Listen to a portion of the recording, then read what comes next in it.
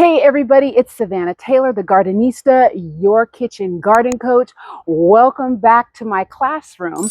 So today, this episode is specifically for those of you who are new to this whole gardening thing, because I'm pretty sure that many of you, when you think about the type of garden that you want to have, I'm pretty sure you guys are thinking about the type where you can come out regularly and clip food, harvest food, whatever, right? Because that's kind of what I talk about a lot as a kitchen gardener. I talk about being able to come out here, harvest something to eat for dinner, and, just the whole beauty of the kitchen gardening concept. Well, I'm going to be giving you a list of what we call cut and come again food.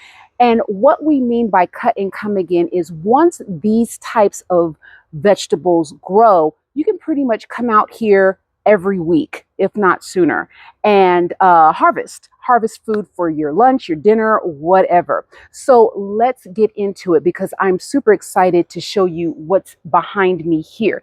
Right behind me, I have collard greens. I have also what's called sweet potato greens. Yeah, that's a whole other thing. I'll put a video link down below if you don't know what that is. But just in short, when you plant sweet potatoes, they grow leaves, they grow greens, and you can eat those greens, and they taste just like spinach. Delicious. That's all I'm going to tell you. If you want more on that, man, I can't go into all of that. I'm going to put a link down below to that video. But yes, I have collard greens and I have sweet potato greens. Now, with regards to the collard greens, you see these things, I just clipped these last week and they come back. I'm telling you, look at this. Look at this. Just beautiful and man, delicious. Now, quick thing about collard greens, I need to kind of clarify something that I said in my last video because I just shot a video on how to grow collard greens. And I was talking about not growing them in full sun. Now, you can grow collard greens in full sun. What I meant is that you shouldn't really grow them like if you have a very hot part of your patio or porch, you might run the risk of them bolting. When it gets into those triple digit hot days, I'm telling you, I'm a witness. They bolted on me. And what I mean by bolting is that they went to seed. They began to grow flowers. They then, went to seed so you could get seeds from them. And I didn't get any more leaves. When anything bolts, that means they're not going to keep producing the leaves or the fruit that you planted them for. Now, I'm sure many of you have been very successful with that. I just say that as a precaution. I would choose somewhere with maybe partial shade or somewhere that, it can get sun, but man, not that intense heat that's beating down on them because they are still considered a leafy green, and most leafy greens still need a little bit of relief from intense heat. So I just want to put that out there. Many of you, I'm pretty sure, will comment on that. That's fine. If you have been successful with growing collard greens or any types of greens in intense heat, please put your tips and tricks down below because me personally, I have not been successful. But anyway, moving on from that. Okay, so yes, collard greens generally are a cool weather crop. And I've also mentioned that if you live in a part of the country that gets frost and snow, perfect. They are sweeter and more tender actually when they grow in those types of conditions. So you don't have to worry about pulling them in the shed or putting them in the garage or covering them with a frost cover or anything like that. Collard greens will be perfect. And again, look at this. I was out here, I'm telling you, 1 week ago, and these are all back. This whole raised planter bed was dang near bare. Okay. Same thing for the sweet potato greens. Now, I will tell you, the sweet potato greens are part of the morning glory family. And you have a lot of people who plant sweet potatoes as houseplants, believe it or not. They're actually very beautiful. But now, if you ever decide to do that, you need to be very mindful where you plant them because they vine, okay? Years ago, I tried it and I put it next to a window that had blinds. Man, they got all up in those blinds and they really take over. They can be considered an invasive plant. Beautiful, but invasive. Now, in a good way too, because when it comes to the whole cut and come again concept of food, sweet potato greens are excellent. I mean, they come back with a vengeance, y'all. I'm telling you, this whole raised bed was, when I harvested everything, it looked like I ain't planted nothing in there. And now look at it. It's just beautiful and lush and green and everything. So those two things, the collard greens, sweet potato greens are perfect. Now, if you need some information again on how to even grow sweet potato greens, I will put a link to that below because that's a very involved topic. And I know some of you that might be new to you, but once they get going, they go great in salads, soups, anything. They are a very common dish in a lot of recipes around the world. So if that's new to you, welcome. Okay. The next thing that is a very good cut and come again vegetable is scallions and green onions, for those of you who call them green onions, scallions. Let me tell you, this is actually, I believe this was the very first video I ever did on YouTube back in, oh gosh, was it 2020, I believe, where I did scallion onions, green onions as my kitchen scrap video because green onions, when you buy them in the store, don't cut off the white part. Cut them off right to, where you leave a little bit of green on them. And you can put them in water. And guess what will happen the very next day? You got it. You're going to see little shoots coming up the very next day. I am not exaggerating. Some of you already know, those of you who already do this, who have done this over the years, that is my favorite kitchen scrap to grow. And some of you are saying, why are you saying kitchen scraps? Yeah, that is a whole other video as well. I have a full video on things that you can buy and regrow kitchen scraps. Scallions are one. Lettuce is definitely another, and specifically romaine lettuce. Cabbage is another great thing to do as a kitchen scrap. Again, I'll put a link down below because I'm not going to go into all of that.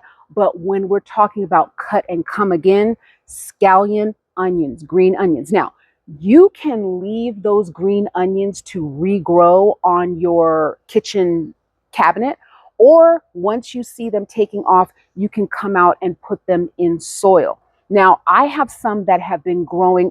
It's kind of hot for scallion onions, but because I kept them in a partially shaded area, I think that's why they continue to do well. Now, of course, they didn't do as well as they would have done had the weather been a little cooler, but hey, something's better than nothing. And again, you can do those indoors if you want to just keep them indoors. And just as you're preparing dinner, clip those bad boys off, put them in whatever recipe you're using, and keep it moving. Now, the fourth thing that is a great cut and come again thing is quite naturally going to be, like I mentioned before, your lettuces. So specifically, romaine lettuce. Now, I mentioned before, you can start romaine lettuce, or you can take your romaine lettuce that you buy from the grocery store, chop it off, leave a little bit of the green on there, okay? Set it in some water, and again, within a day or two, you're going to see new lettuce starting to shoot up. And you can either leave it there, or if you really want it to take off, go ahead, because you'll see the roots coming out of the bottom, go ahead and put that in some soil. And as it grows, you can cut, and those will cut and come again very easily as well. They're very delicious. I mean, cut and come again vegetables are not anything that's going to lose flavor as it keeps going. You don't have to worry about that. But with your lettuce, that absolutely is something you don't want to you don't want to uproot it when you see the leaves come in. You don't pull it up. You just take some clean shears and you just clip off the leaves, okay? And I believe this past winter, I had like several kitchen scraps of romaine lettuce that I had put in a grow bag, and it was beautiful. Now, when the hot weather came, they did bolt on me, and they didn't flower, but they got tall, and then they did get a little bitter. So you know when they do get a little bitter, just go ahead and you can pull those up, put them in a composter if you're into composting. And if you don't know what that's all about, again, I'll have a link down below. But composting is kind of like printing your own money. You can take organic matter and it'll turn back into soil. I'm putting that in a very tight nutshell. There's a whole lot more to it, but again, you can save that kind of thing for your composting. The same thing also goes for spinach, arugula. All of those things are excellent cut and come again vegetables. Now, here's one thing that I want to add as a little bonus. It's not necessarily a cut and come again vegetable, but it grows very quickly. And I know as new gardeners, that's exciting because you do want to have things. Some stuff is going to take 3 to 4 months, some 6 months, and this and that. But when you can get those fast growing things that once you plant them, you're going to see something within 3 weeks, great, right? Well, one of those is radishes. Now, if you like radishes, you are going to be so excited to grow radishes because they are absolutely something that it's not a cut and come again vegetable, but it is a fast growing vegetable. You can literally plant radishes one day, and I believe you should have something within 2 to 3 weeks, which is a very short amount of time when you're talking about, growing food. Now, what you want to do, because they are not a cut and come again vegetable, is you might want to stagger how you plant them. What do I mean by that? I mean, maybe have a section where you plant a few, wait a week, plant some more, wait another week, plant some more. And that way you have a continuous harvest every time you come out to your garden. Okay. And what you can also do is when you water your garden, this is something that I do to save time, is come out, water your garden. And every time you water your garden, just plant one new thing. Plant one new thing. And that is a way to stagger and always have a continuous harvest of food. Now, I'm very sensitive to those of you who may not have a lot of space to just be planting a whole bunch of stuff, but I do talk about grow bags that come in like the 50-gallon grow bags. I mean, 50-gallon is pretty big. 20-gallon, 50-gallon. You can grow a whole lot of food in a 50-gallon grow bag, a whole lot of food. Because I'm talking, my arm's length. You can plant a whole lot of food in a 50-gallon grow bag. Now, if you need to move it, you're going to need some help. But, if you've got a porch that's where it's going to pretty much stay, you're good. Now, the other thing that I highly recommend if you're tight on space, I sing the praises of a green stock. I'll put a link down below to that. I'll also have them available in my Amazon store. But a green stock is vertical gardening. And in the green stock, you can plant up to 30, 30 things in a green stock. That's a lot of food, y'all. Okay, that's a lot of food. And it takes up the space of about of the size of a welcome mat.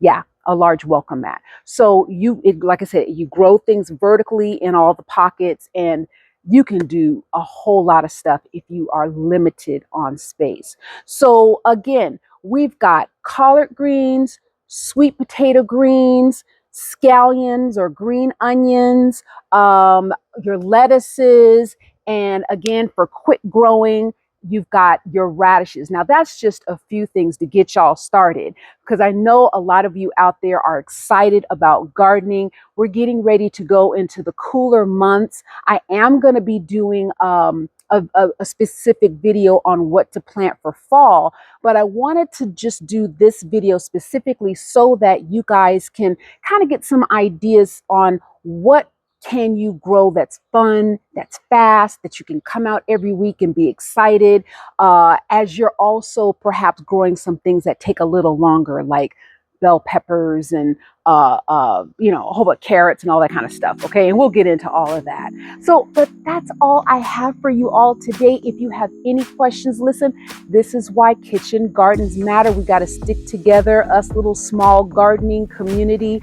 I wish you all the best of luck. Please don't think there's any dumb questions. I know that I say that every episode. I really mean it. There are no dumb questions. I'm usually really great about getting back to you guys. So put all your questions down in the comments and I will do my best to get back to you all. But until next time, I'll see you and keep on growing. All right.